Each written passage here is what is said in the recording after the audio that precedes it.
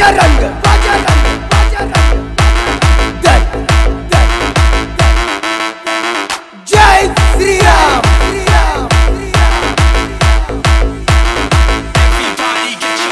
बजरंग दल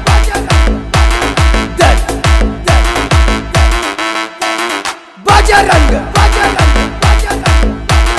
दल इस देश का बोल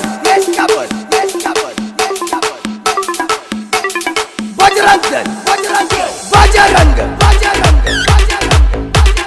दल जय श्री राम जय श्री राम बजरंग दल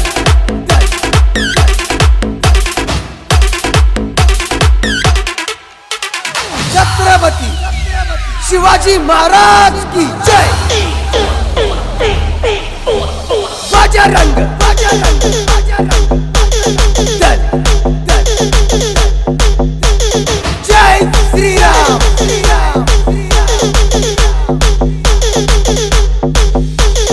बजरंग दल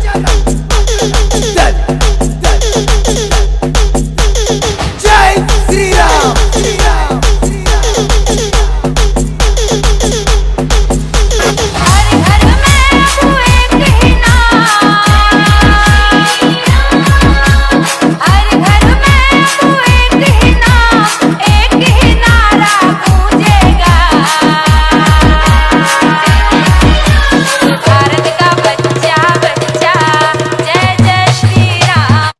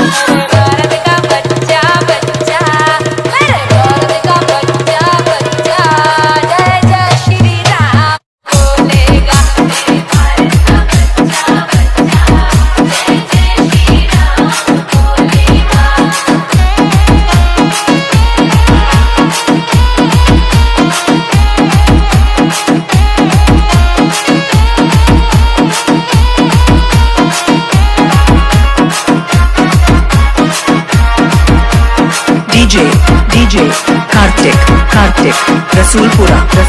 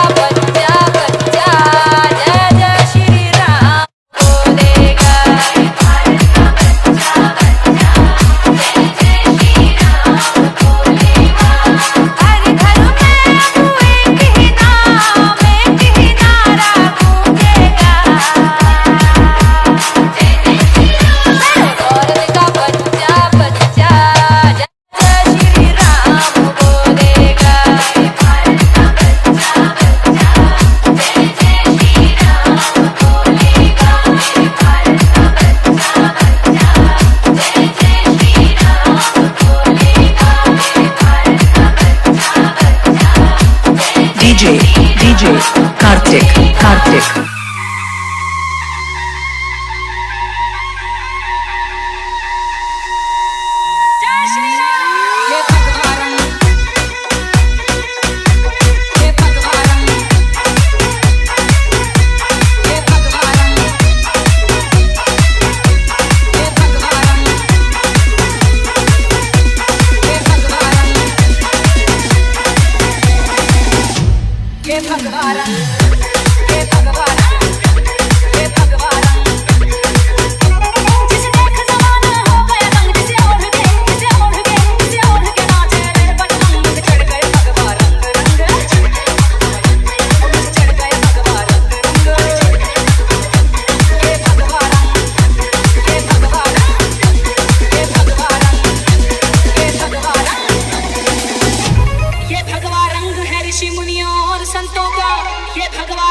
ऋषि मुनियों और संतों का, हिंद के वीर बलियों का और महंतों का, मुझे चढ़ गए भगवा रंग चढ़ गए भगवा रंग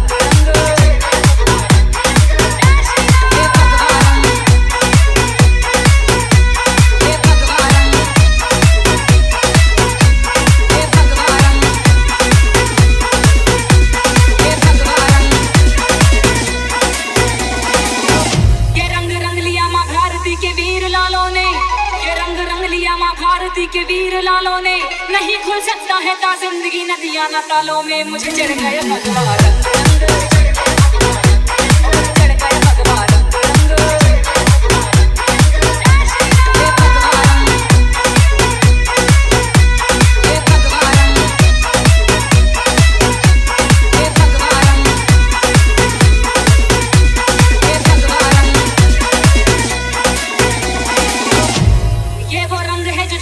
के मस्तक से आया है, ये वो रंग है जो जनक लली के मस्तक से आया है, जिसे अंजना के लल्ला ने चोले में रंगाया है, मुझे चढ़ गए भगवा रंग चढ़ गए भगवा रंग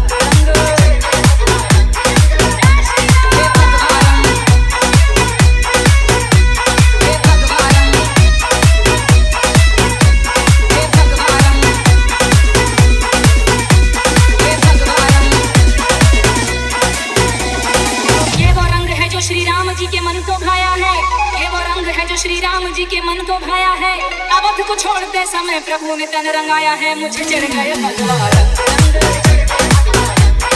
चढ़ गए भगवा रंग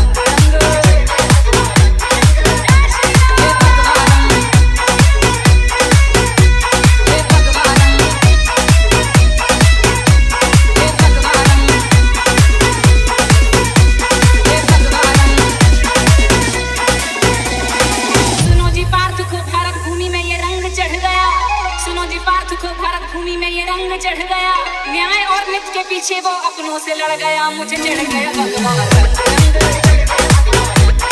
चढ़ गया भगवा रंग ये भगवा रंग ये भगवा रंग ये भगवा रंग जिसे देख जमाना हो गया रंग, जिसे ओढ़ के नाचे बजरंग, मुझे चढ़ गया भगवा रंग चढ़ गया भगवा रंग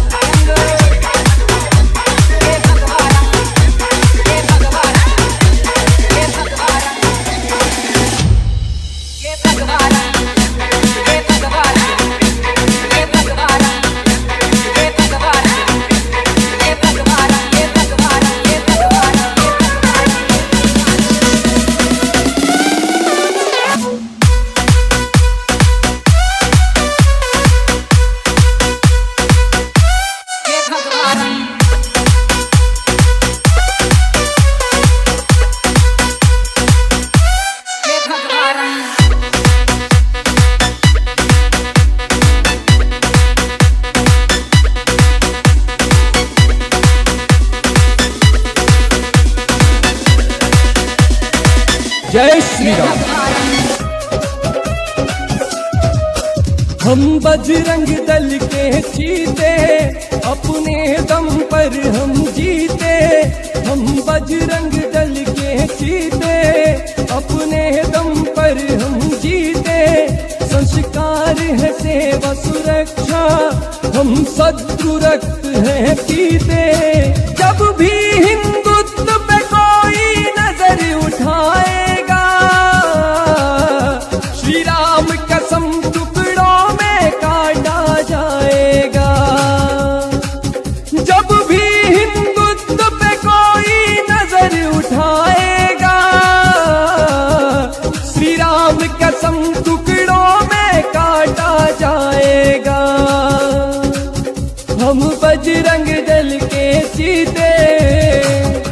वादा करते हैं आतंकवादी बाबर, हुमायूं, औरंगजेब का नामो निशान मिटा देंगे। जिसके दिल में श्री राम के लिए नफरत होगी, इस धरती से वो इंसान मिटा देंगे। जय श्री राम।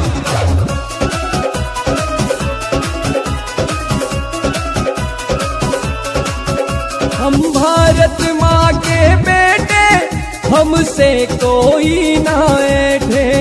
हर हृदय में राम लला है, हर दिल में हनुमत बैठे।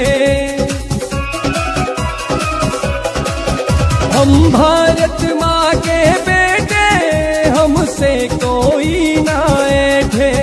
हर हृदय में राम लला है, हर दिल में हनुमत बैठे। कह दो उन गद्दारों से जो नमक देश का खाते, पर नमक हरामी अपने ही देश से है कर जाते। अब ऐसों को चुन चुन कर मारा जाएगा, श्री राम कसम टुकड़ों में काटा जाएगा। जब भी हिंदुत्व पे कोई नजर उठाएगा, श्री राम कसम टुकड़ों में काटा जाएगा। हम बजरंग दल के चीते, मत छेड़ हम शेरों को, हम कुत्तों का शिकार नहीं करते। और जिन्हें भारत से प्यार नहीं, उनसे हम प्यार नहीं करते। जय श्री राम। हम हिंदू हैं मत वाले, हैं सत्य सनातन वाले।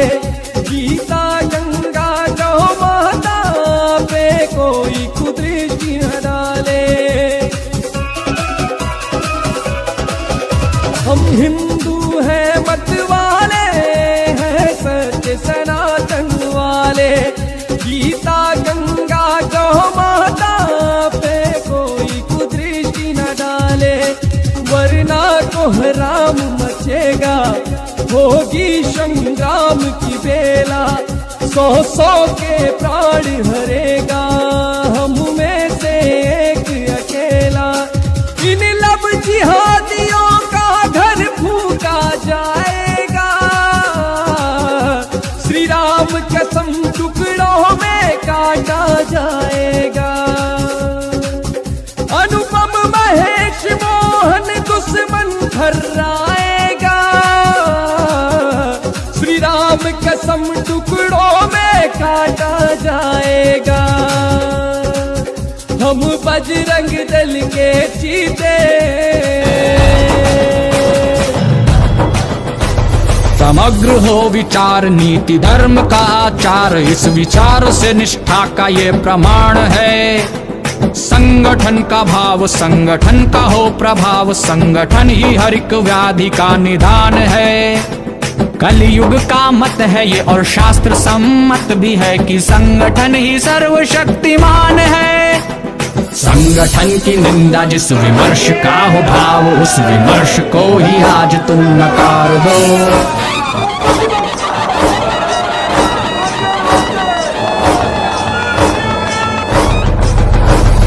संगठन की निंदा जिस विमर्श का हो भाव, उस विमर्श को ही आज तुम नकार दो।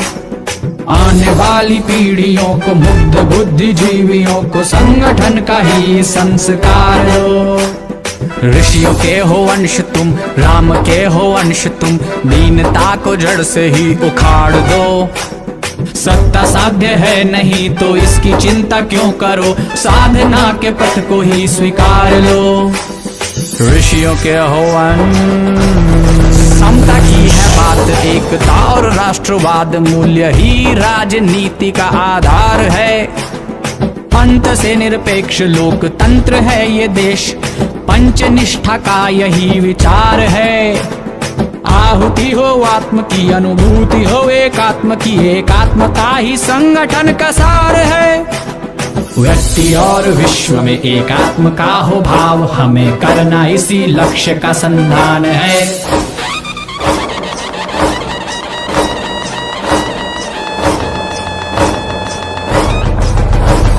व्यक्ति और विश्व में एकात्म का हो भाव, हमें करना इसी लक्ष्य का संधान है।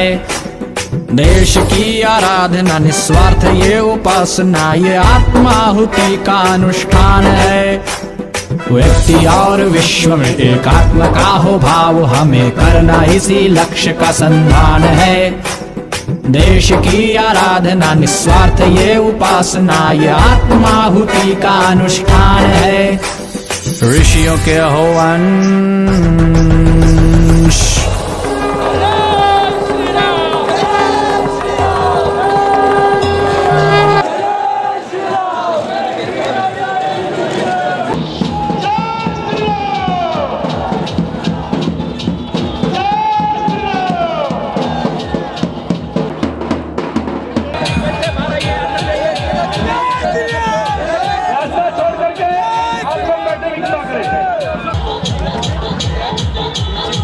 कृपया स्टेज पर जल्दी में सब लोग बैठे सभी छोड़ दीजिए, रास्ता छोड़ दीजिए।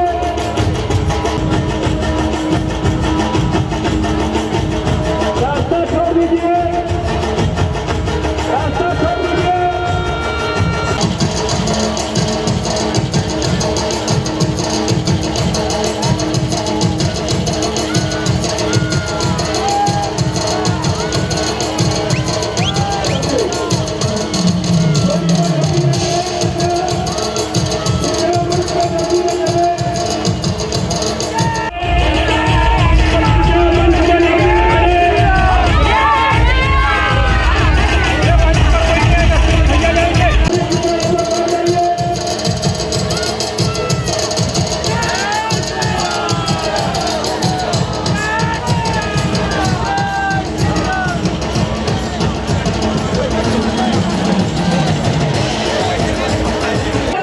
जिनका नाम एक टाइगर है, ऐसे मैं तो प्रणाम कर लेता हूँ जिन्होंने इस सपूत को जन्म दिया, जो इन्होंने अपनी जीवनी हिंदुत्व के लिए लड़ाई ऐसे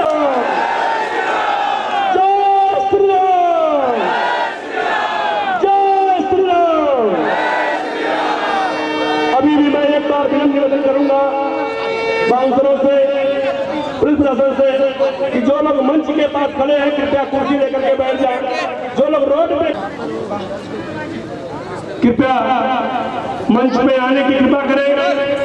डॉक्टर जी से यहाँ पधारे हुए हैं, उनका जोरदार ताली से स्वागत दोस्तों। महाभगत प्रभु इस्कॉन कृपया उनको मंच में लाने की कृपा करें।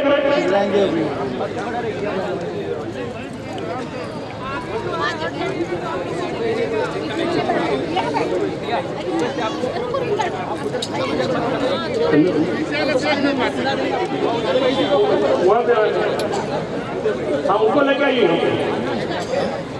महाप्रभु जी, हेमा दीदी, ओम शांति, कृपया आप भी इस मंच पर आइए। हेमा दीदी, ओम शांति। प्रदीप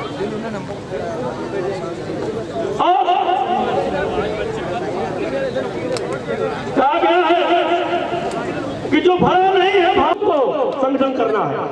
और आज संगठन के मुहिम में हम लोग के बीच, हम लोग के प्रेरणा स्रोत, जिनके मार्गदर्शन में आज हम लोग समझेंगे कि हिंदुत्व कैसे जागृत होता है, क्या भूमिका होती है हिंदुत्व की, क्या नीतियां होती हैं। ऐसे हमारे बीच हमारे टाइगर, हिंद के टाइगर के हम लोगों के बीच के जो धर्म को बढ़ाते हैं, जो धर्म की चर्चा करते हैं, जो धर्म को जागरूक करते हैं, ऐसे विप्र जो वहां बैठे हुए हैं, उस मंच से उन विप्रों का आप विप्र पूजन किया जाएगा, उनके ऊपर पुष्प की वर्षा की जाएगी, ताकि उनकी जो कल्पना है हिंदुओं के लिए, धर्म को जगाने के लिए, वो सदा बनी रहे। ऐसी परिकल्पना के साथ में कार्यक्रम का शुभारंभ होगा। तो मैं सर्वप्रथम मुकेश दुबे, चंदन भाई से निवेदन करूंगा कि विलंब न करते हुए दीप प्रज्वलन का कार्यक्रम प्रारंभ करें।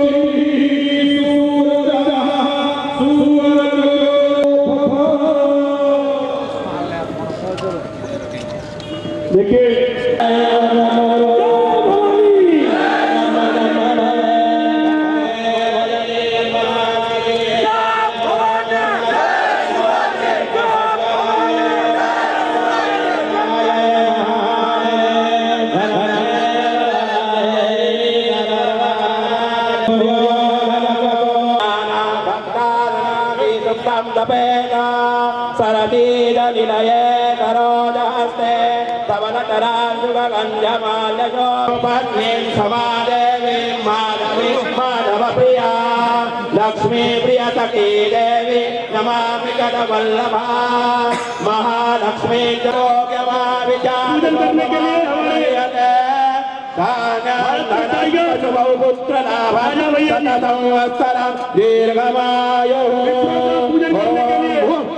धीमहि धियो यो न प्रचोदयात्। हमारे मित्रों का पार्वती पदे हर हर हर हर महादेव मृत्युंजय भवानी शंकर भगवान की बोलो गायत्री मात की जय। डॉक्टर परशुराम भगवान की जय। कृपया वो मंच पे आए। डॉक्टर परमहंस गिरी जी महाराज का आगमन हो चुका है, कृपया वो भी मंच।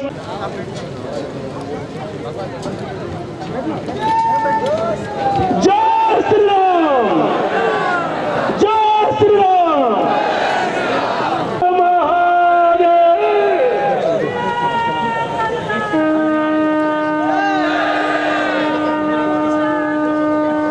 आज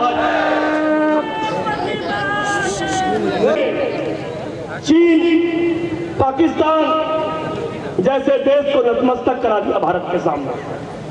घुटने टेक दिया जिन्होंने भारत की उस भूमि के लिए श्रद्धांजलि देने के लिए इस मंच पे उपस्थित धर्म प्रियता, हिंदू धर्म के रक्षक, कर्तव्यनिष्ठ, कृतज्ञवान और भारत के शेर टाइगर राजा सिंह जी से निवेदन करूंगा कि सब लोग खड़े होकर के 2 मिनट का बोलना।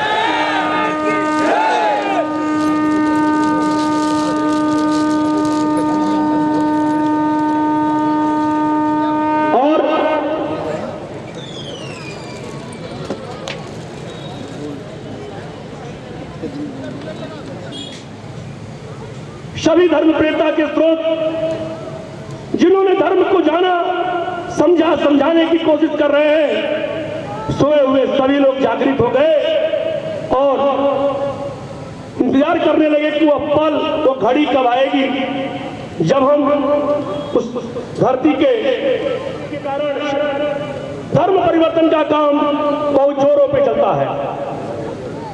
गायों का कत्ल खुलेआम लोग करते थे, लेकिन ये बहुत बड़ी ताकत जो आज आपको दिख रही है, तिवाड़ा, जवाड़, डहानू, कोखाड़ा, तलासरी, बसई, बिराक, नाला सपारा में अगर हिंदू जागृत हुए हैं तो इन सब कार्यों पे रोक लगा है। और आज सौभाग्य हमारा है कि आप उस कार्य को और मजबूत करने के लिए हम लोग के बीच आए हैं। इसलिए पुनः आए हुए सभी जनता की तरफ से निवेदन करूंगा कि एक बार जोरदार ताली बजाइए। चंदन सिंह जी, काचू शेट्टी, श्रीपाद पाटिल जी कृपया मंच पे आवे और राजा भैया का सत्कार करें।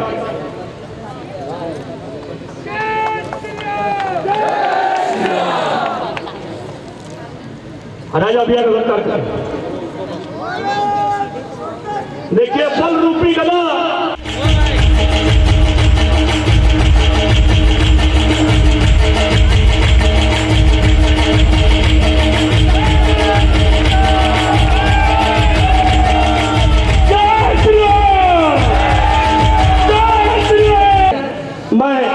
एसपी सिंह ने करूंगा कृपया मंच के पास आवे। एसपी सिंह जी अति शीघ्र जल्दी विलंब न करें। एसपी सिंह जी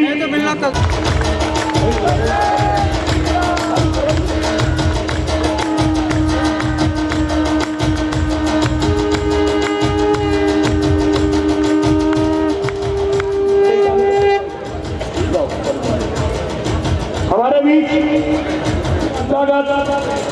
हमारे अरविंद सिंह जी, चेतन पारिक जी, अरविंद सिंह जी कृपया मंच पे आवे।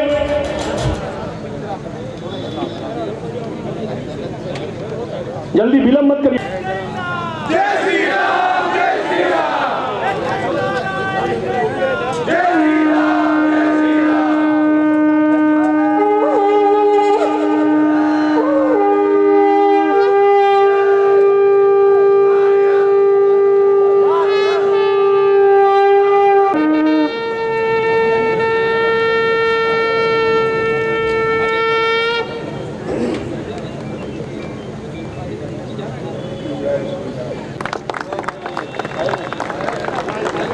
हाँ ठीक, तुमको ऊपर बुला लीजिए।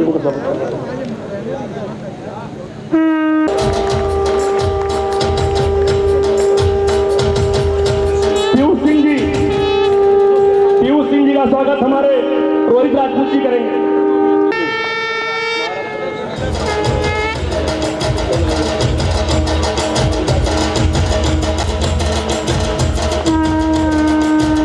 प्रभात ठाकुर, प्रभात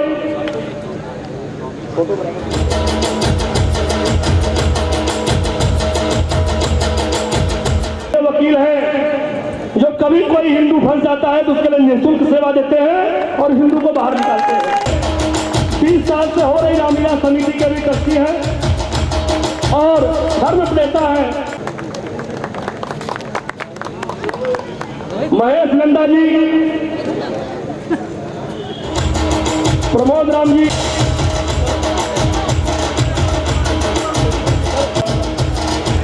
बिजू शेट्टी जी, माजी जिला अध्यक्ष, माजी नगराध्यक्ष, नगर सेवक, उनका स्वागत करेंगे। दीक्षित जी,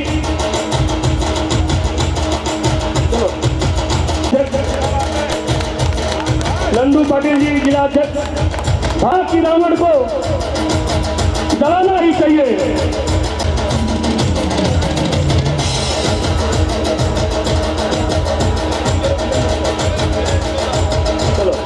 किरीट तिवारी जी,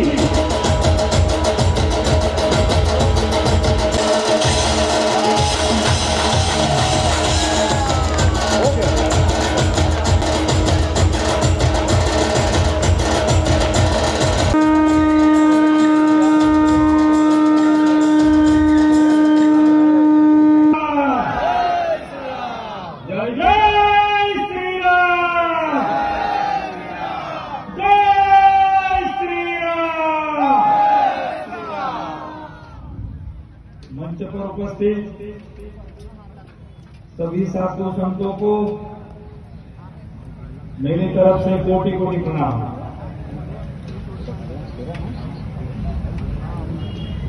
मंच पर उपस्थित हमारे पालघर के सभी आचार्य बंधु, हमारे पुरोहित जी जो कि इस मंच पर आकर शोभा बढ़ाई है, उन्हें मैं कोटि कोटि प्रणाम और वंदन करता हूं। मंच पर उपस्थित और हमारी जो कार्यक्रम की शोभा बढ़ाने वाली जो नारी शक्ति है, इन नारी शक्तियों ने इस कार्यक्रम को ऐसा सफल बनाया है। जय श्री राम। उससे उसे देखकर ऐसा लगता है जो विराट हिंदू धर्म सभा,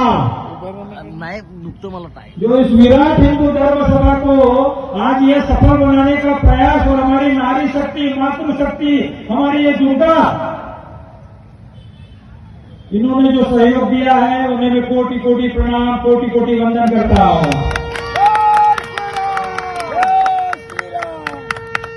मंच पर उपस्थित हिंदू रत्न पुरस्कृत माननीय श्री टी राजा सिंह ठाकुर, हमारे हिंदुत्व के प्रेरणा स्रोत, उनकी विचारधारा को लेकर हम संगठन वाले जो आगे बढ़ते हैं, उनके आने से हमारे बजरंगियों का जो जोश, उत्साह, जो उमंग, जो हौसला बढ़ा है, पूरे पालघर में उनके आने से जो हमारे हिंदुत्व की जो सभा की शान बने हैं, आन बने हैं, उनका मैं तहे दिल से धन्यवाद करता हूं।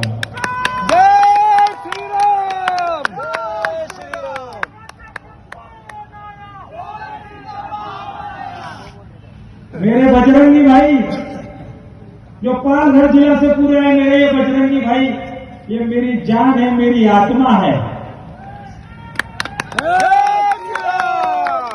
इन बजरंगियों की वजह से यह कार्यक्रम आज सफल होने जा रहा है और उन्हीं की मेहनत, उन्हीं की लगन, उन्हीं की शक्ति, उसी कारण ये आज कार्यक्रम की अपनी शोभा बढ़ी है। और राजा भैया भी तेलंगाना की धरती से चल के इस विराट हिंदू धर्म सभा के शुभ अवसर पर पालघर की धरती पर आए हैं। हम सभी की ओर से हम आपका हार्दिक अभिनंदन एवं स्वागत करते हैं।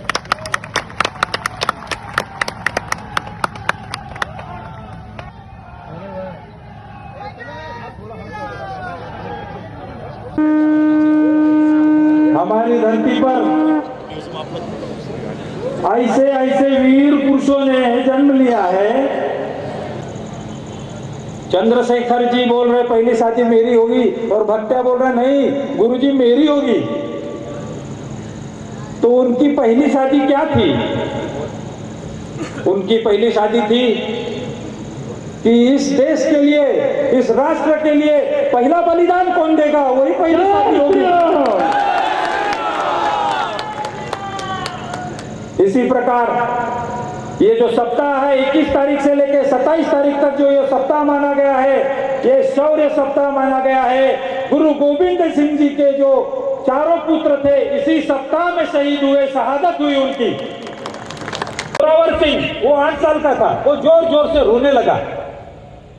तो ये छोटा बोलता है अरे क्यों रो रहा है? तो बोलता है जो इस दुनिया में मैं 2 साल तुझसे पहले आया था, लेकिन देश के लिए ये जो बलिदान हो रहा है और जो तू अपने धर्म के लिए जो तू बलिदान दे रहा है, तू मुझसे पहले दे रहा है।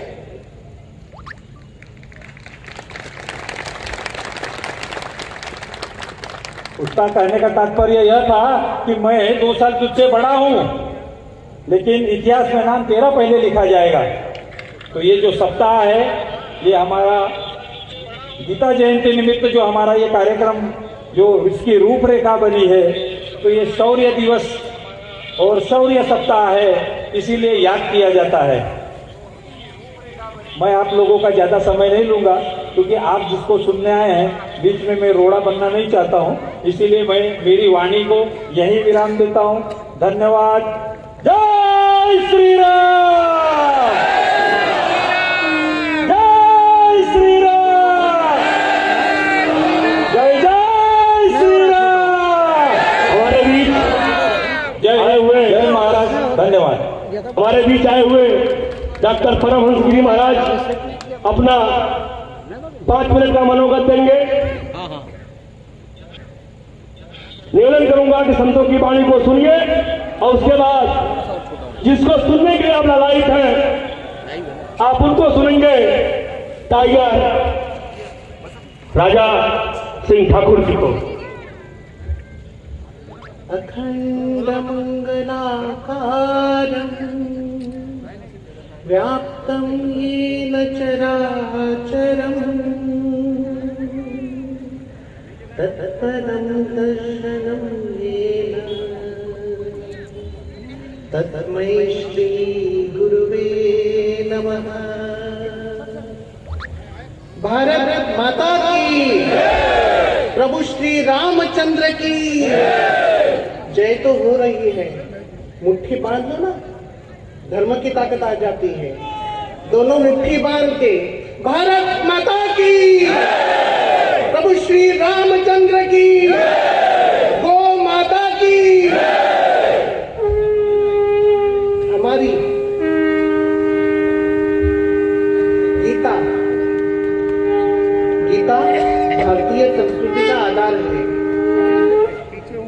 गीता हमारे हिंदू धर्म की सर्वश्रेष्ठ अमृतमयी एक ग्रंथ है। और वैसे इसी गीता जयंती के दिन, गीता जयंती के अवसर पे हम सभी आज एक ही प्रांगण में उपस्थित हैं। जन जन के मन में हिंदू गौरव की प्रतिष्ठा करते अपने स्वयं के अस्तित्व का बोध कराने वाली हमारी जो विश्व हिंदू परिषद संगठन है, और आप सभी से मैं कहना चाहूंगा, संत परंपरा के सहवाग जो है संत नामदेव, संत एकनाथ, संत परंपरा हमें भारतवर्ष की एक ऐसी परंपरा है जो पूरे धर्म को जागृति से लेके चल रही है। नामदेव नाम आते ही जिस वक्त उनसे रोटी छीनी गई, एक कुत्ता आया, एक श्वान जब भी रोटी उठा के ले गया, उन्होंने डंडा नहीं मारा और श्वान के पीछे पीछे दौड़ने लगे। श्वान के पीछे दौड़ते हुए गए और घी का कटोरा साथ में लेके गए कि अरे ए श्वान, तू सूखी रूखी रोटी कैसे खाएगा, तू घी के साथ ये रोटी खा। ऐसा हमारा संत समाज। और आज इस पालघर का नाम भी लो, मैं हूँ निरंजनी श्री पंचायती अखाड़ा से, और जुना अखाड़े की जो साधु की जो हत्या हुई, उसका जो संत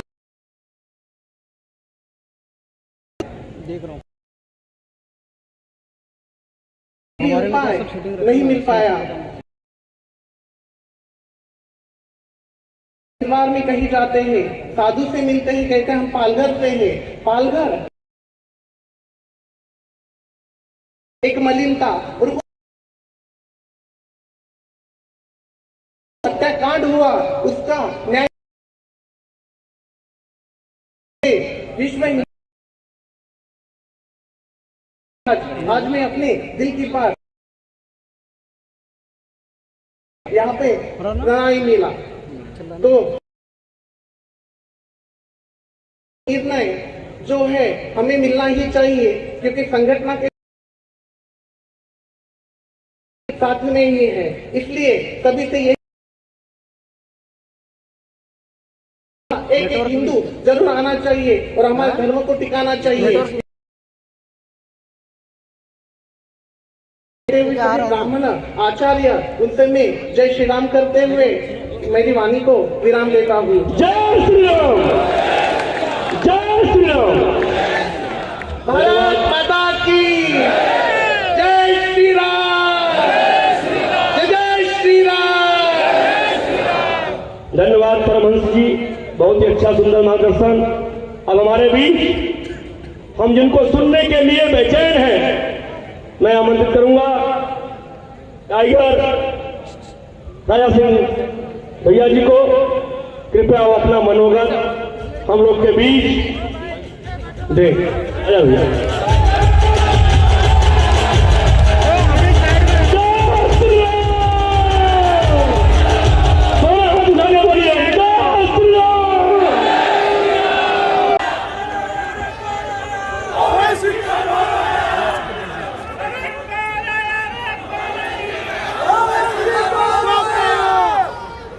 बोलो भारत माता की, भारत माता की जय श्री राम, जय श्री राम। छत्रपति शिवाजी महाराज की, संभाजी राजा की, जिजा माता की, संत समाज की। आज पालघर के इस पवित्र धरती पर जो हिंदुओं का, जो नौजवानों का, जो संतों का जो आगमन हुआ है, मैं सभी को इस मंच के माध्यम से प्रणाम एवं धन्यवाद प्रकट करता हूं।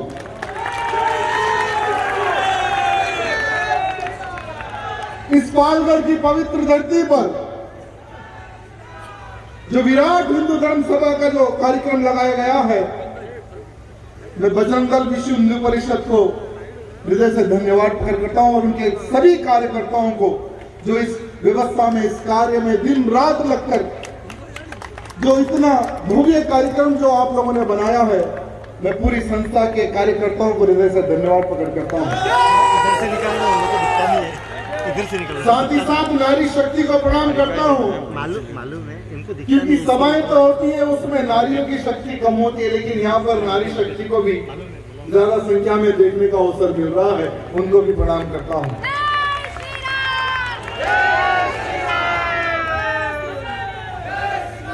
मैं संतों से आज्ञा लेना चाहूंगा, उनके चरणों को प्रणाम करना चाहूंगा और कार्यक्रम को प्रारंभ करता हूं। आज हर हिंदू को अपना कर्तव्य जानने की आवश्यकता है, क्योंकि आज का जो हमारा हिंदू है वो कुंभकर्ण बन चुका है। आपको पता है ना कुंभकर्ण कौन है? कि वो 6 महीने खाता था और 6 महीने सोता था। आज का हमारा जो हिंदू नौजवान है उसकी यही परिस्थिति बन चुकी है। बार बार हिंदुओं को जगाने के लिए उनको पंप मारना पड़ता है, बार बार हिंदुओं को देश के प्रति, धर्म के प्रति, समाज के प्रति जागरूकता लाने के लिए बैनर एवं पॉम्पलेट, सोशल मीडिया सभी का उपयोग करना पड़ता है, सभाओं का आयोजन करना पड़ता है। जब आखिरी में जब हिंदू जागता है तो फिर थोड़े दिन के बाद में सो जाता है। मेरे भाइयों, आज मैं आप सबको एक ही बात कहना चाहूंगा कि हिंदुत्व के प्रति कार्य करने वाले बहुत कम लोग मिलेंगे। राजनेताएं हर गली, हर बस्ती, हर घर में आपको मिलेंगे। भले ही मैं एक राजनेता हूं, लेकिन मैं अपने आप को कभी एक पॉलिटिशियन नहीं समझता हूं, क्योंकि राजनीति अलग है और धर्म नीति अलग है। मेरे भाइयों, मैं मेरे नौजवानों को बस एक बात कहना चाहूंगा कि हिंदुत्व के प्रति कार्य करो, आपका नाम ऊंचा जाएगा, बहुत ऊंचा जाएगा। मैं यहाँ के नौजवानों से पूछना चाहूंगा कि यहाँ पर ऐसे कितने नौजवान हैं जो मैं मेरे देश के लिए, मेरे धर्म के लिए, मेरे समाज के लिए हफ्ते में 2 या 4 दिन देना चाहूंगा और हिंदुत्व के प्रति एक सेना का निर्माण करना चाहूंगा। कितने लोग यहाँ पर नौजवान पूछना चाहूंगा? आज तो सपने उठाया, देखकर खुशी हुई मेरे भाइयों, लेकिन बिना मार्गदर्शन के, बिना ज्ञान के, बिना गुरु के आप आगे नहीं बढ़ सकते। तो अपने आप को तैयार करो और किसी ना किसी को गुरु बनाओ। जैसे आपकी सेवा के लिए जब भारत देश आजाद नहीं हुआ वो समय पर राष्ट्रीय स्वयंसेवक संघ का निर्माण हुआ और आज लाखों की संख्या में कार्यकर्ताओं का निर्माण हुआ और देश आज सुरक्षित है तो राष्ट्रीय स्वयंसेवक संघ की वजह से है। एक जमाना पहले अटल बिहारी वाजपेयी हो या अडवाणी हो या मोदी जी हो या हमारे योगी जी हो, वो पॉलिटिक्स में आने से पहले संघ के साधारण से कार्यकर्ता थे। मेरे भाइयों, तो हर वो नौजवान को कहना चाहूंगा कि मैं हर वो व्यक्ति को ये नहीं कहूंगा कि तू तलवार पकड़ और उतर जा मैदान में। धर्म का ज्ञान अगर सीखना है तो राष्ट्रीय स्वयंसेवक संघ से जुड़ो। धर्म का प्रचार करना है तो विश्व हिंदू परिषद से जुड़ो। अगर किसी लांडले को बजाना है तो बजरंग दल से जुड़ो।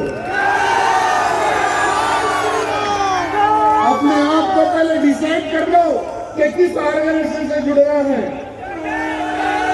क्योंकि मैं हर एक को नहीं जाऊंगा कि ले भाई तलवार उतर जा मैदान में और आतंकवादियों का खात्मा कर दे, क्योंकि हर वो व्यक्ति चाहता है कि उसके तौर तरीके, उसके स्टाइल से वो धर्म के प्रति कार्य करे। तो मैंने आपको 3 ऑप्शन दिए हैं, ज्ञान लो, ज्ञान बांटो, प्रचार करो या बजाओ। अभी आपको डिसाइड करना है कि क्या करना है, क्या करना है आपको डिसाइड करना है, क्योंकि आज हमें 3 चीजों की जरूरत है, ज्ञान लेना है और ज्ञान बांटना है। हमें घर घर प्रचार करना है और देश के दुश्मनों को और हमारे हिंदू समाज को जो पैसा देकर, बहला फुसलाकर जो कन्वर्शन कर रहे हैं, इनको हमें सबक सिखाना है। तो हमें 3 एंगल में हमें कार्य करना है मेरे भाइयों। आज हमारे इस महाराष्ट्र की पवित्र धरती पर, हमारे इस पालघर के पवित्र धरती पर हमारे भोले भाले आदिवासियों को पैसा देकर कन्वर्शन का काम किया जा रहा है। क्या उनको बचाने का कर्तव्य किसका है? धर्म के प्रति, देश के प्रति, ज्ञान के प्रति कि तू आदिवासी है, अरे तू तो राम भक्त है, यह बताने का कर्तव्य किसका है? अरे तू तो गंगा मैया का बेटा है, तू तो महादेव का बेटा है, यह बताने का कर्तव्य किसका है? मैं सभी से निवेदन करना चाहूंगा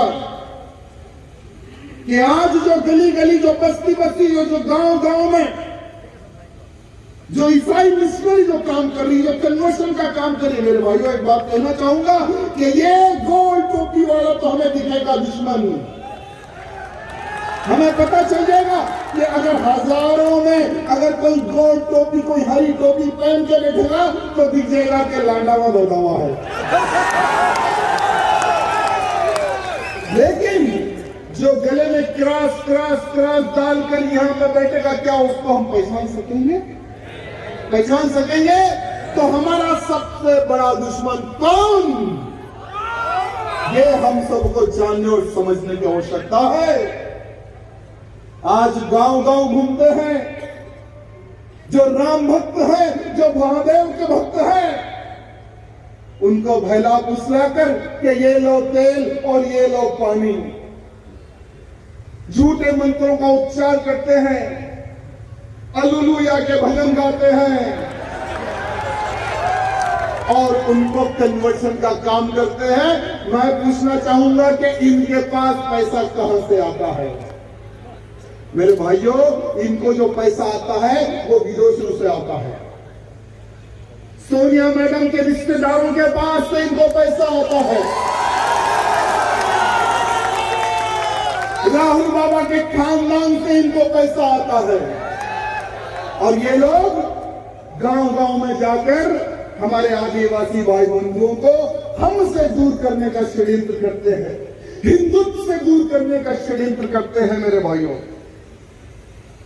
मुझे अच्छा याद है कि बिरसा मुंडा जी ने अंग्रेजों से युद्ध किया, अंग्रेजों से लड़ाई लड़ी, कन्वर्शन के खिलाफ लड़ाई लड़ी।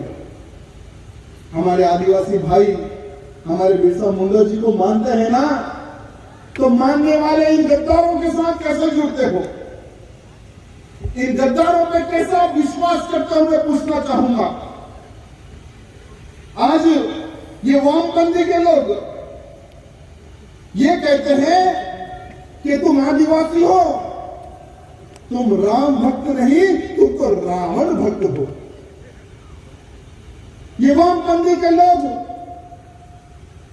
हमारे भोले वाले भाई बंधुओं को भला फुसलाकर हम हिंदुओं से दूर करने का षड्यंत्र करते हैं। मेरे भाइयों, हमारे आदिवासी भाई बंधुओं के घर घर में जाकर कि तुम किसकी पूजा करते हो? अरे हम तो राम भक्त हैं। हम तो गंगा गौरी के भक्त हैं, तो महादेव के भक्त हैं। जब ये सुनते हैं तो वामपंथी के लोग कहते हैं कि तुम इनके भक्त नहीं, तुम तो रावण के भक्त हो, रावण की पूजा करो। इस तरह का एक षड्यंत्र रचा जा रहा है मेरे भाइयों। मैं मेरे आदिवासी भाई बंधुओं को इस मंच के माध्यम से कहना चाहूंगा कि आपके पास अगर शादी होती है तो बिना राम के नाम के शादी नहीं होती है। भगवान ना चाहे आपके घर में अगर किसी की मृत्यु होती है तो बिना राम के नाम के अंतिम संस्कार नहीं होता है मेरे भाइयों। उस समाज से तुम लोगों का संबंध है, उस समाज से तुम्हारा संबंध है जो जीते राम के नाम पर और बनते राम के नाम पर। और ऐसे लोगों को भड़काया गया, ऐसे लोगों का माइंड वॉश किया गया। तो यहाँ के कार्यकर्ताओं को मैं कहना चाहूंगा कि आपसे मैं हाथ जोड़कर निवेदन करना चाहूंगा कि जहां पर ये गद्दार पहुंचे वहां पर मेरी बजरंग सेना पहुंच जाए।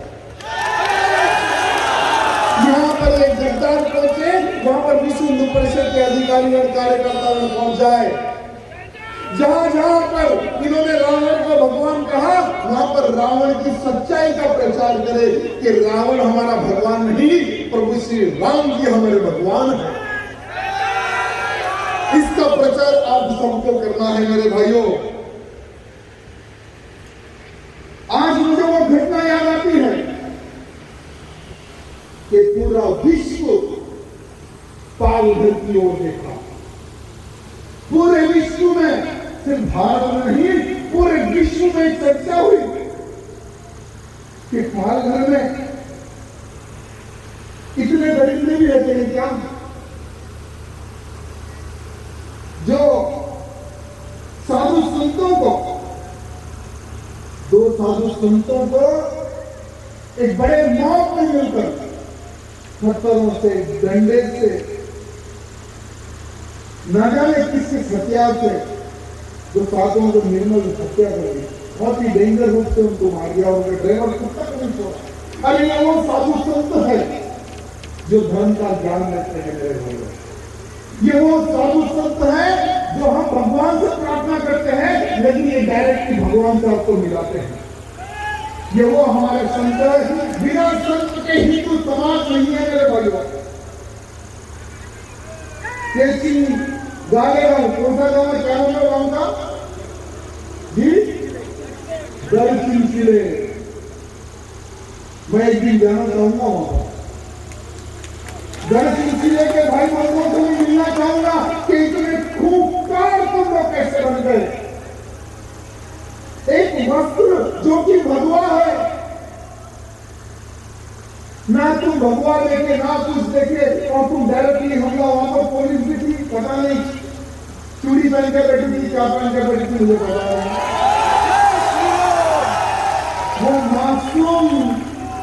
वो मासूम साधु आज भी वो वीडियो में देखता हूं तो मेरा माइंड काम नहीं करता।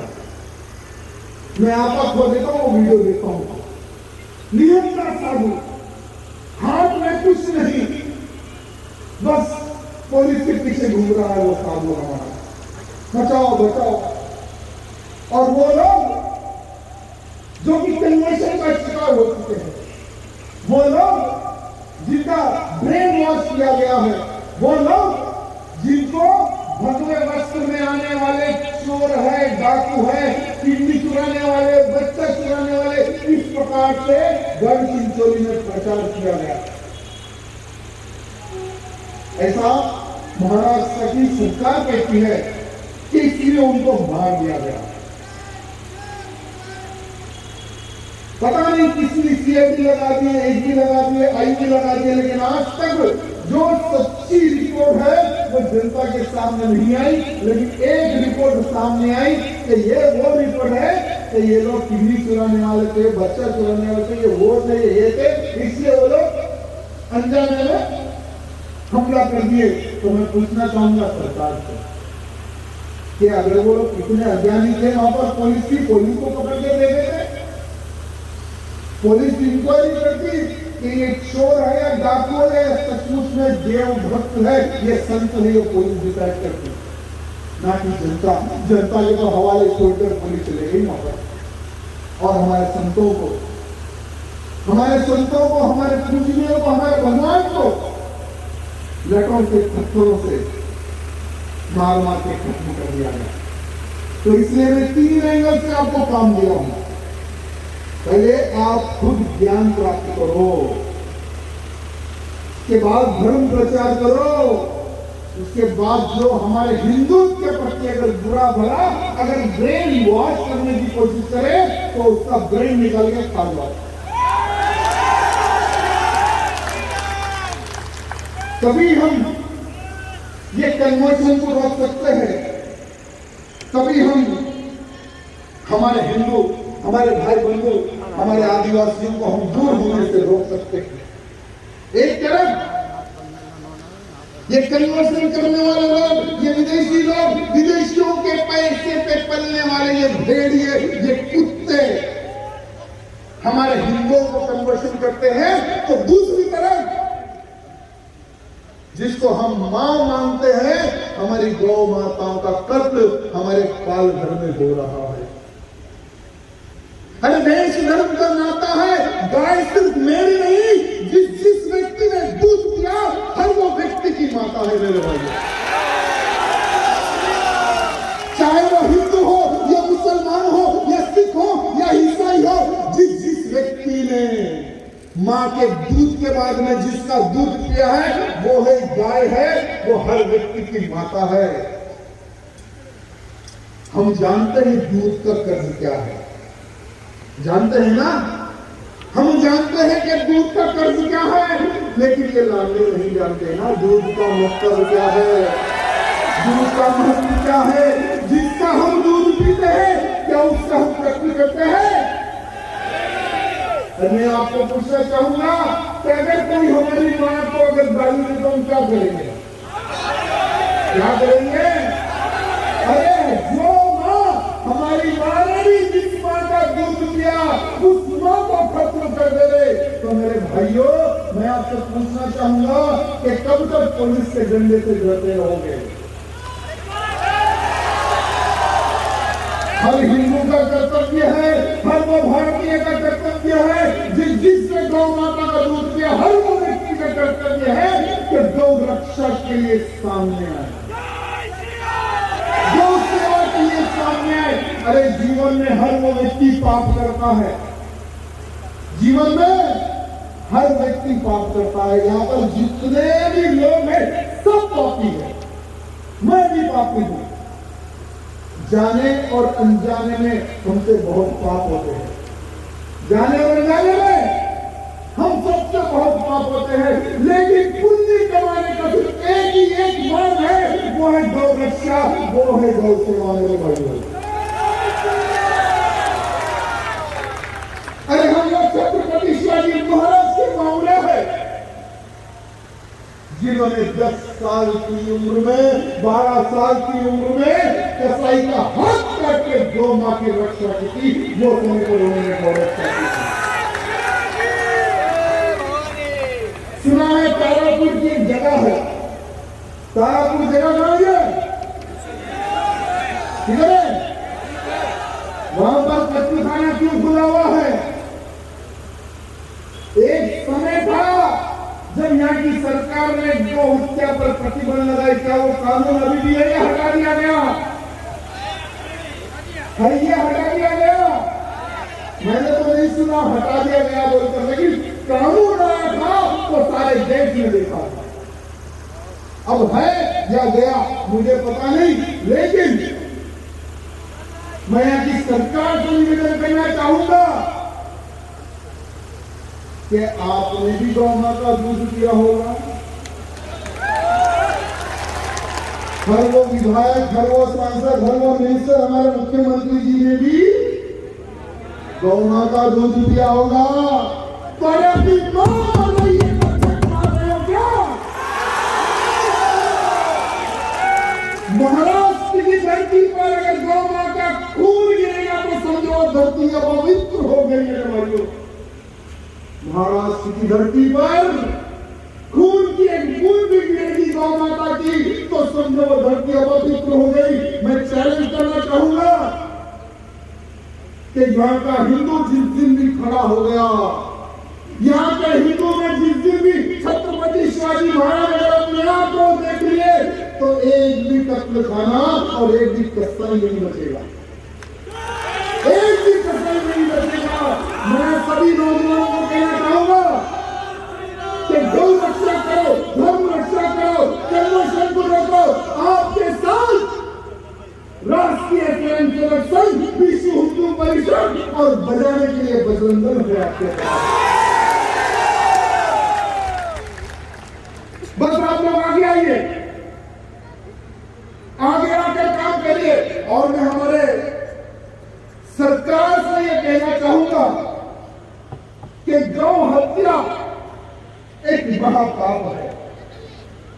अगर कोई हिंदू के ऊपर एक या दो केस होते हैं या 3 केस होते हैं तो उसको परिपार किया जाता है। क्या किया जाता है? इसको किया जाता है हिंदू को। अगर कोई गौ हत्यारे के ऊपर जब हमारे हिंदू भाई बंधु, अरे बम भी फूटे तो कहीं पे मत लो, आखिरी सांस पर जय श्री राम और धर्म की रक्षा का ही नारा निकलेगा, टेंशन मत करो। जब हिंदू के ऊपर 1 या 2 या 3 केस होते हैं तो उस हिंदू को, उस हिंदू अधिकारी को, उस ऑर्गेनाइजेशन के अधिकारी को परिपार किया जाता है।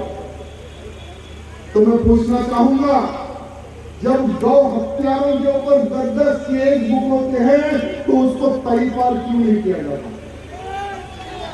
उसका खुलेआम क्यों छोड़ा जाता? मैं पूछना चाहूंगा। अरे हमारे पुलिस के ऊपर भी हमला करते हैं ये लोग। जब रोड पर हमारे हिंदू कार्यकर्ता गाड़ी रोकते हैं तो हमारे कार्यकर्ताओं पे भी हथियार लेकर ये लोग हमला करते हैं। तो हथियार रखने का परमिशन इनको किसने दिया? मैं प्रशासन को कहना चाहूंगा कि जो काम वो कर सकते हैं उससे 4 गुना ज्यादा काम हम भी कर सकते हैं। लेकिन हम कानून को हाथ में लेना नहीं चाहते। हम चाहते हैं कि आज महाराष्ट्र में कानून है गौ हत्या पर प्रतिबंध है, फिर भी गाय और गाय के बच्चों को मारा जा रहा है। गर्भवती गाय को भी मार दिया गया यहाँ पर। जब कार्यकर्ता जाते हैं तो कार्यकर्ताओं को धमकाया जाता है कि जाओगे या जेल को जाओगे। अरे घर जाओगे या जेल को जाओगे, ये कार्यकर्ताओं को धमकाया जाता है।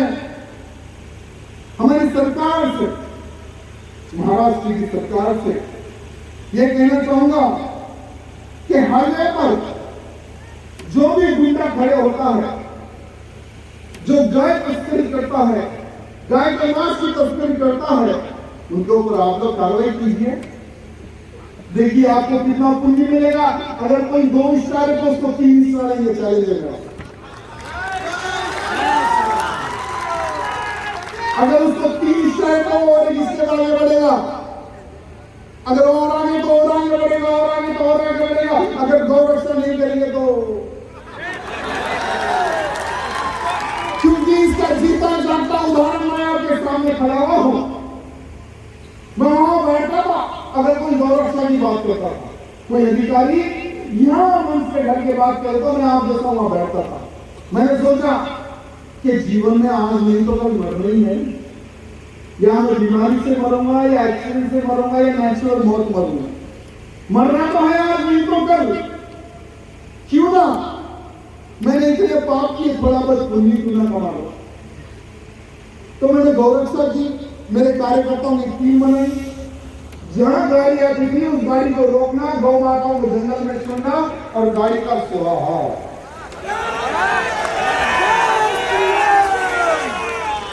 हमें पता नहीं था कि गौ रक्षा में इतना पुण्य मिलता है कि हमारे संत कहते हैं, ग्रंथ कहते हैं कि अगर तुम 100 व्यक्तियों का मर्डर करोगे, चलो 100 छोड़ो, मैं एक का बताऊंगा, अगर एक व्यक्ति को तुम खत्म करोगे तो आपको 100 जन्म का, यानी जितने भी जो हमारे जन्म होते हैं उतना पाप मिलेगा जिसका कोई लिमिट नहीं है। उतने पापी बच जाएंगे मगर एक व्यक्ति किसी को भी हम खत्म कर देते हैं। अगर हम एक गाय बचाते हैं तो 100 व्यक्तियों को मार लीजिए तो कुछ नहीं होगा। उतना पुण्य है गौरक्षा में, उतना पुण्य है मेरे भाइयों। तो मैं हर कार्यकर्ता को कहना चाहूंगा कि पुण्य कमाने का मैं एक अवसर आपको सबको दे रहा हूं। पुण्य कमाने का हर कार्यकर्ता को एक अवसर दे रहा हूं कि गौ रक्षा करो, गौ सेवा करो और पुण्य कमा लो। आज मेरे बहुत सारे भाई बंधु अधिकारीगण, कुछ जैन समाज के भाई बंधु थे, कुछ गुजराती समाज के भाई बंधु थे, कुछ हमारे राजस्थानी समाज के भाई बंधु थे। जब उन्होंने कहा कि हमारे पास इतनी गाय है, हम गौ सेवा करते हैं और जहां जहां पर गाय एक्सीडेंट होकर पड़ी होती है हम उस गाय को उठाकर ले आकर हम ट्रीटमेंट करते हैं। और कुछ भाई बंधु कहते हैं कि जितनी भी गौशाले यथाशक्ति अनुसार उसको हम सेवा करते हैं। तो मेरे भाई, उनसे बड़ा पुण्य व्यक्ति इस धरती पे कोई नहीं है, समझो, जो गौ रक्षा करता है। मैं आप सबको यही कहना चाहूंगा कि 3 में से कोई एक चीज सुन लेना या 2 चीज सुन लेना, बस आगे बढ़ जाना। साथ ही साथ अभी नया साल आ रहा है,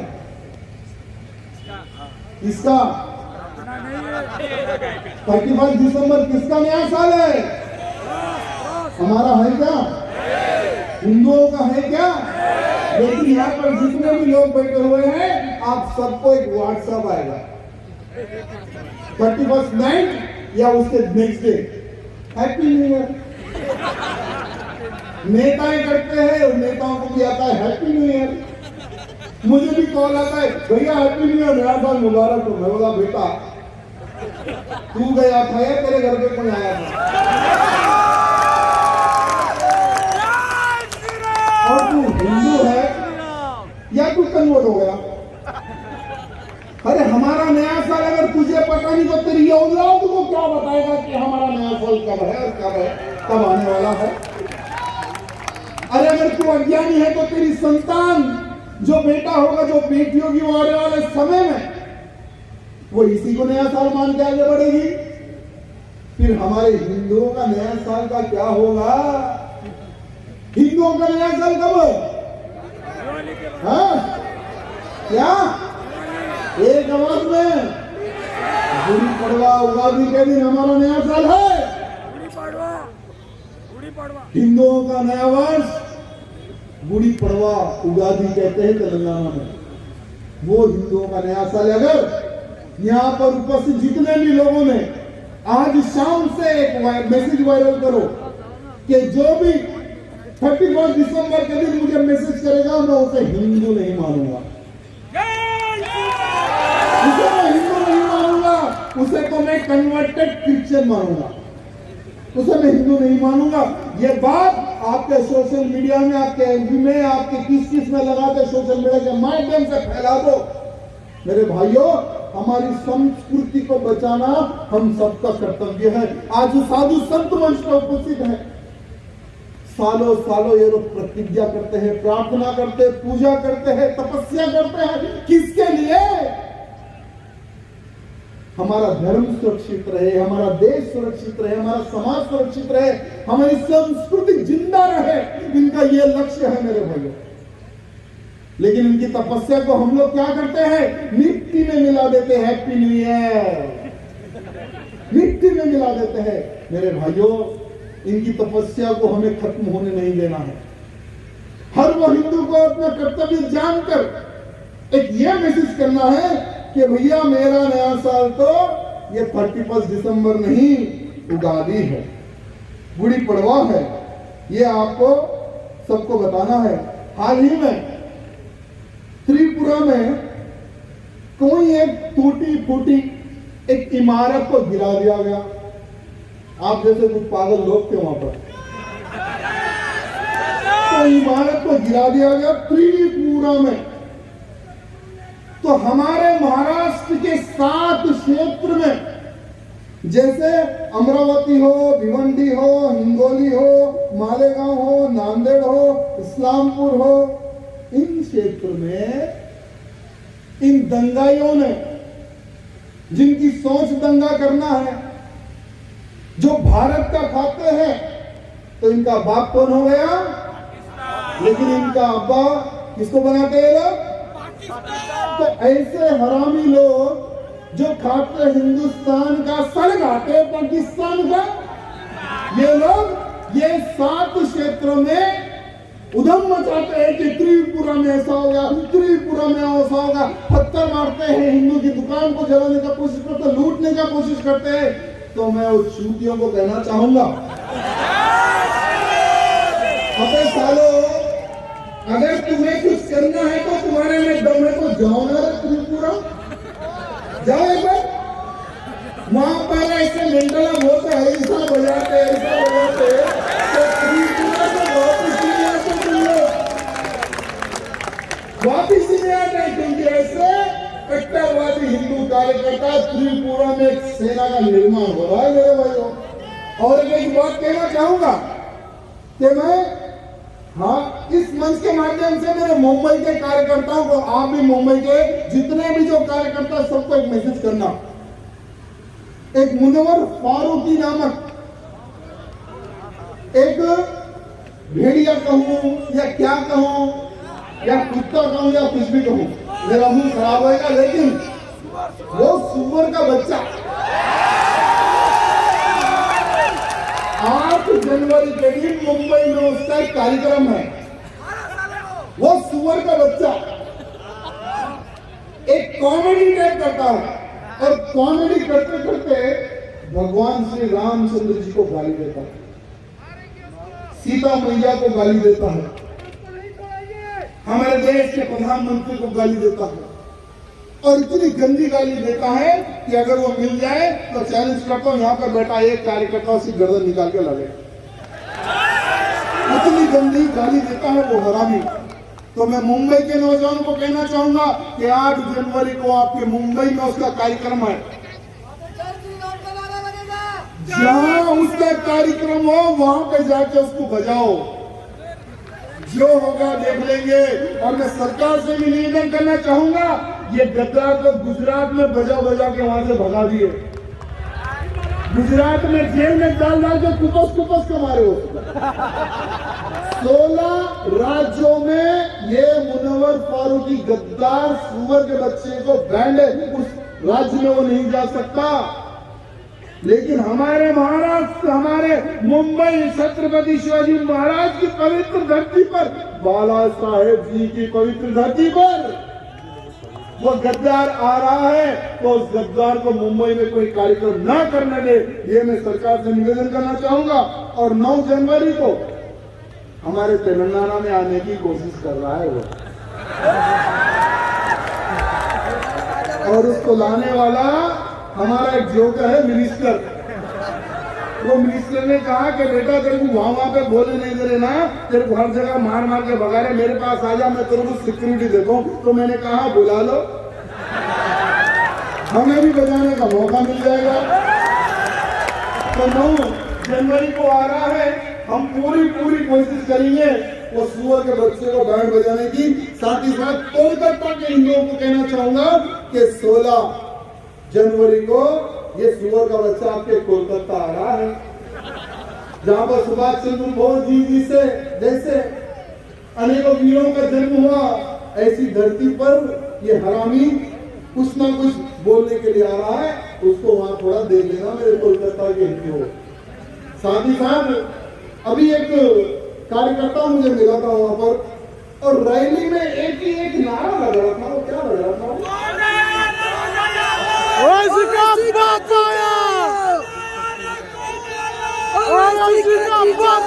तो मैं आपको कहना चाहूंगा मेरी उम्र भाई अभी बहुत छोटी है, जीजा है, मेरी उम्र अभी बहुत छोटी है। और मैंने वो समय पर कहा था कि भाई जब तुम लोगों को 7 शादियां तुम लोग कर सकते हो, तो मैं मेरी घरवाली से परमिशन लेके 2 कर सकता हूँ। और हमारी घरवाली भी बोली आप आगे बढ़ो हमारे पीछे। तो मैंने कहा कि साले भाई आप बन जाओ हमारे बड़े साले और आप बन जाओ हमारे छोटे साले।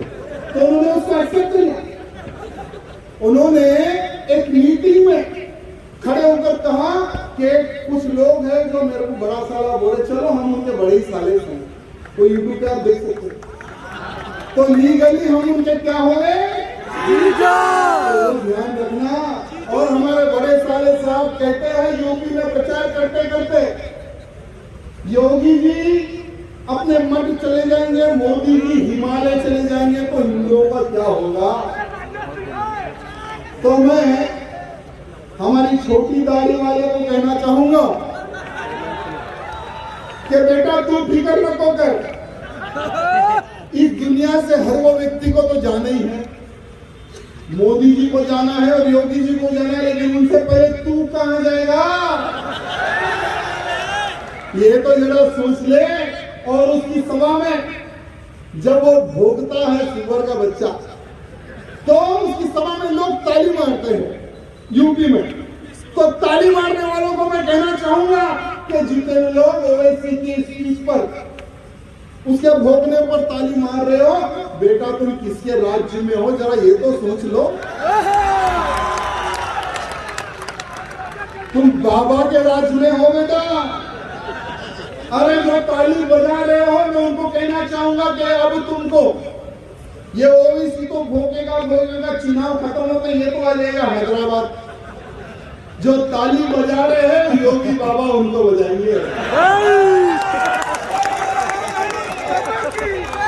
और योगी बाबा कैसा बजाते हैं, एक बार आजम खान से पूछ लो, मुख्तार अंसारी से पूछ लो, अतीक अहमद से पूछ लो। योगी बाबा के चरणों में गिर के योगी बाबा से भीख मांग रहे कि हमें जिंदा छोड़ दो, हमें रहने दो शांति से, हमें जेल में रहना है, हमें बाहर नहीं रहना है। अगर हम बाहर निकलेंगे तो योगी बाबा हमें बजा देंगे। तो जो ताली बजा रहे हैं ना, तो इनको कहना चाहूंगा कि एक बार सोच समझ के ताली बजाना। आज मैं सभी कार्यकर्ताओं को बस यही संदेश देना चाहूंगा, और खास करके अधिकारीगण भी उपस्थित है यहाँ पर। हाल ही में हमारे आसाम के मुख्यमंत्री जी हेमंत बिस्वा जी ने बहुत अच्छा कार्य किया है, उनके लिए सब लोग ताली मारो। आसाम के मुख्यमंत्री जी ने बहुत अच्छा काम किया है। आसाम के मुख्यमंत्री हेमंत बिस्वा जी ने 1000 मदरसाओं को बंद किया है, और उन्होंने गर्व से कहा कि हम आतंकवादियों को पैदा होने नहीं देंगे, हम आतंकवाद को बढ़ने नहीं देंगे। आज जो अजमल कसाब हो, ये जितने भी जो बड़े बड़े आतंकवादी जब पकड़े जाते हैं, जब उनको फोड़ा जाता है, तो ये लोगों को पूछा जाता है कि तुम में इतनी नफरत कैसा भरी, कौन भरा तुम्हारे इस मन में, तुम्हारे दिमाग में। तो ये लोग कहते हैं कि हमें तो ज्ञान तो मदरसा में मिलता है, हमें तो ट्रेनिंग मदरसा में मिलती है, हमें सब कुछ मदरसा से मिलता है, खाना पीना सब कुछ। आज कश्मीर हो, बंगाल हो, झारखंड हो, केरल हो, या उत्तर प्रदेश हो, या तेलंगाना हो, या आंध्र प्रदेश हो, या महाराष्ट्र हो, जितने भी जो मदरसाएं हैं, कहीं ना कहीं वहां पर आतंकवादियों का निर्माण हो रहा है।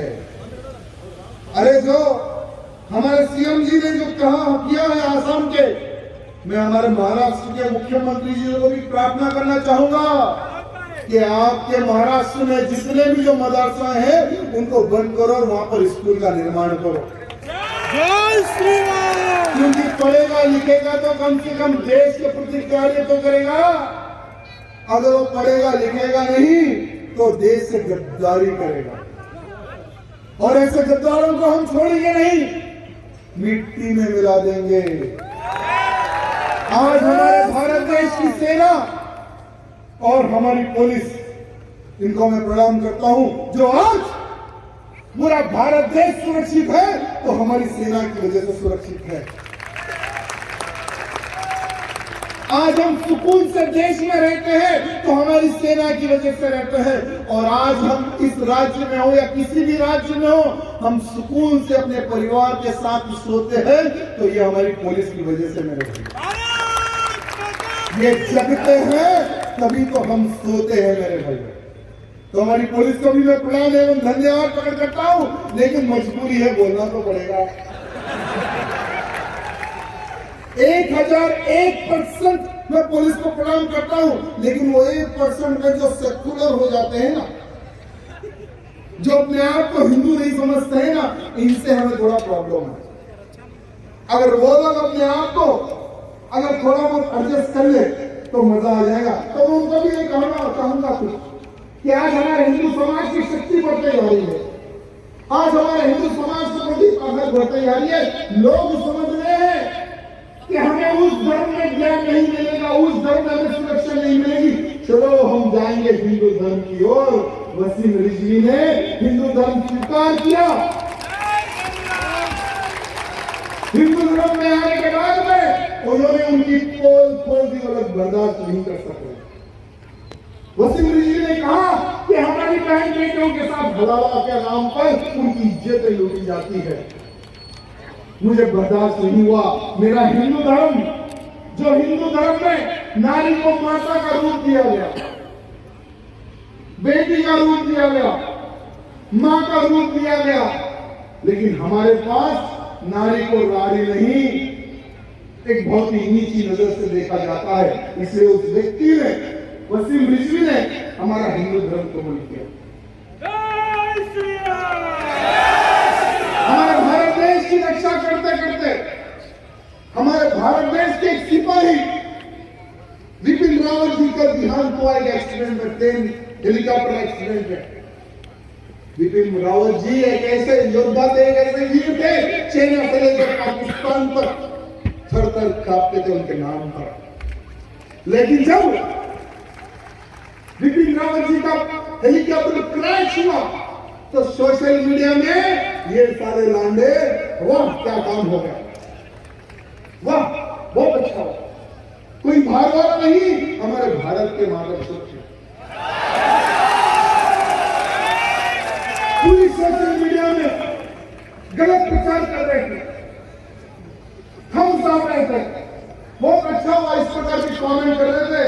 एक केरला का एक फिल्म प्रोड्यूसर अली अकबर नाम का एक व्यक्ति, जो पैसे वाला है, धनवान व्यक्ति है, केरला का मुसलमान, उसने देखा कि एक देशभक्त के ऊपर इस प्रकार के कमेंट हो रहे, मुझे इस गंदे धर्म में नहीं रहना है, मैं भी जाऊंगा हिंदू धर्म में। वो व्यक्ति भी हिंदू धर्म में आया, उसने हमारा धर्म स्वीकार किया और आज उनका नाम राम नरसिम्हन है, केरला का।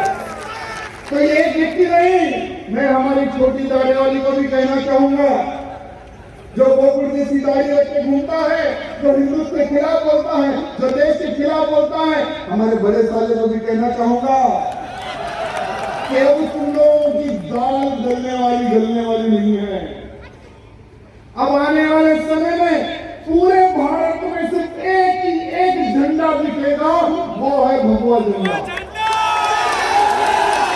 और यहाँ का एक हिंदू कार्यकर्ता का ये संकल्प रहेगा कि आने वाले समय में जब 50 से अधिक इस्लामिक देश हो सकते हैं, 50 से अधिक ईसाई देश हो सकते हैं, तो मेरा भारत देश हिंदू देश क्यों नहीं हो सकता, हिंदू राष्ट्र क्यों नहीं हो सकता। एक से बने एक से बने एक से बने दो से बने दो, सभी कार्यकर्ताएं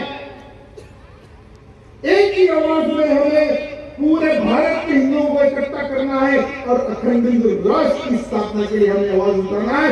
और जिस दिन भी अखंड हिंदू राष्ट्र हमारा भारत देश बन गया, ये छोटी दाढ़ी वाला हो या ऊंचे पैजामे वाला हो, सब लोग जय श्री राम का नारा लेकर हमारा धर्म कबूल करेंगे, सब लोग। लेकिन इसके लिए हमें दो कार्य करना है मेरे भाइयों।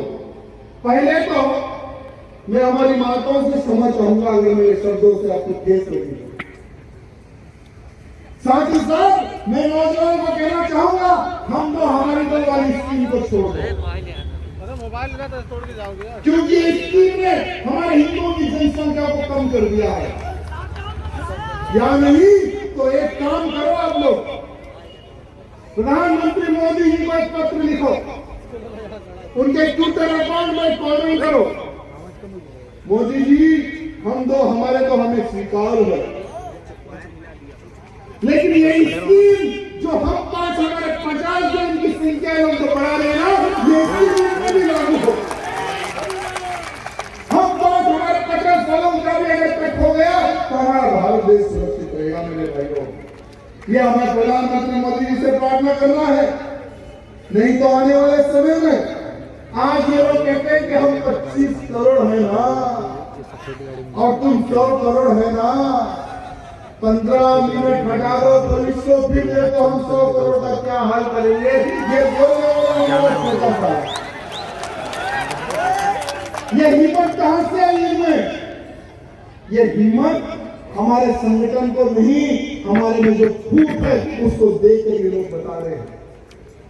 यहाँ पर कई ऐसे लोग हैं, अगर मैं किसी को नाम पूछूंगा तो वो कहेगा मैं यादव हूँ, मैं क्षत्रिय हूँ, मैं राजपूत हूँ, मैं वो हूँ, मैं मराठा हूँ, मैं कन्नड़ा हूँ, तो ये नहीं बोलेगा कि मैं हिंदू हूँ। तो सबसे पहले मेरे भाइयों यहाँ से शुरुआत करेंगे। जब कोई व्यक्ति नाम पूछे मैं राजनाथ सिंह हिंदू, मैं ये हिंदू, मैं वो हिंदू, जिसका भी जो नाम है जात को बाजू रखिए। अपने कास्ट में अगर आप घूमोगे तो कास्ट के बारे में आप बता सकते हैं। समाज की अगर कोई मीटिंग हो तो गर्व से कहो कि मैं ये समाज से हूं, आपका समाज का हूं, लेकिन बाहर का अगर कोई व्यक्ति से आप मिलो तो नाम के बाजू अपना हिंदू लगाइए। मेरे भाई ये अवेयरनेस होने वाला है। जब तक हम ये अवेयरनेस नहीं लेंगे तो आज जो भोग गए ना 15 मिनट का टाइम दो, आने वाले समय में इनकी जनसंख्या बढ़ेगी। हर गली में ठहर के बोलेंगे बेटा 15 मिनट टाइम दे, तुम्हें साफ कर देंगे। तो हमें मोदी जी से एक बात कहनी है मेरे भाइयों, देश की सेना पर देश की रक्षा कर रही है, आतंकवादियों को ढूंढ ढूंढ कर घूरों से मिला रहे हमारे सैनिक, डायमंड घूरों से मिला रहे हमारे सैनिक, वीर सैनिक। तो मोदी जी बाहर के आतंकवादियों को तो हमारी सेना लपेट रही है, कुछ देश के अंदर के आतंकवादियों को लपेटने के लिए हमें भी एक 5-10 मिनट का टाइम दे दो। एक 5-10 मिनट का टाइम दे दो, एक भी आतंकवादी समर्थक जिंदा नहीं रहेगा। मैं चैलेंज करता हूं, सिर्फ 5 से 10 मिनट हमारे हिंदू कार्यकर्ताओं को फ्रीडम दे दो। No arrest, no FIR. फिर देखो इनका क्या हाल होगा मेरे भाइयों। आज हमारे भारत देश के टुकड़े बहुत करने का लोग प्रयत्न करेंगे। ये टुकड़े करने वाले कौन हैं? मैं आपसे पूछना चाहूंगा, जब धर्म के नाम पर भारत के 2 टुकड़े हुए मेरे भाइयों, टुकड़े करने वाला ये जिन्ना कौन था? लांडा था ना? तो वो भी मैं बोलूं क्या? भारत के 2 टुकड़ों करने में समर्थक और सबसे बड़ा रोल ये जिन्ना कौन था? क्या बात है? करोड़ों हिंदुओं का खून बहाने वाला वो टिप्पू सुल्तान कौन था? क्या बात है? जो हिंदुओं से जबरन इस्लाम कबूल करवाने वाला वो कौन है व्यक्ति? क्या बात है? ये बाबर हरामी जो हमारे अयोध्या में भव्य मंदिर को तोड़कर मस्जिद बनवाया था, ये बाबर कौन था? जो हमारे छत्रपति शिवाजी महाराज से भिड़ने के लिए आया, जो मेरे संभाजी महाराज को तड़पा तड़पा के मारा, ये हरामी, ये लांडा औरंगजेब कौन था? आज जो भारत देश में यहाँ वहां बम ब्लास्ट करते हैं, निर्दोष हिंदुओं को, निर्दोष लोगों को मारने वाला आतंकवादी का नाम क्या होता है? ये दाऊद इब्राहिम कौन था? आज देश में जो धर्म के नाम पर हम हिंदुओं पर हमला करते हैं, हमारे देश में रहकर पाकिस्तान का नारा लगाते हैं, हमारे देश में रहकर हमें खत्म करने की बात करने वाले ये कौन लोग हैं मेरे भाइयों? तो मैं आज आप सबसे पूछना चाहूंगा, इन सबको तो आपने पहचान लिया, इन सबको तो आपने पहचान लिया। आज आप सबको एक संकल्प में दिलाना चाहूंगा, खड़े रहकर और सबके फोन लाइट चालू कीजिए, टॉर्च। जितने लोग हैं सबके फोन के टॉर्च चालू होने चाहिए, सबके फोन के टॉर्च। ओके, सीधा हाथ आगे। मैं राजा सिंह आज ये शपथ लेता हूं, मैं जब तक जीऊंगा हिंदू बनकर जीऊंगा। मैं जब तक जीऊंगा मेरे धर्म, मेरी समाज, मेरे देश की सेवा करते जीऊंगा।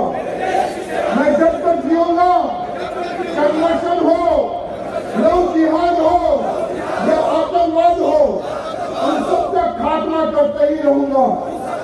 मैं जब तक जीऊं 1 रुपए की चीज भी जो गौ मांस खाता है मैं गद्दार से नहीं खरीदूंगा। मैं आज ये प्रण लेता हूं, मैं यहां से भारत के हर वो हिंदू से ये प्रार्थना करना चाहूंगा, जो शपथ मैंने यहां ली है वो भारत का हर हिंदू ले। मैं ये शपथ लेता हूं, आने वाले समय में मेरी जो लड़ाई होगी वो अखंडित राष्ट्र के लिए होगी। बोलो भारत माता की, भारत माता की, हर हर महादेव। धन से बहुत सहयोग किया है, उसके लिए हम और हमारे कार्यकर्ता सदा आपके ऋणी रहेंगे। श्री राम।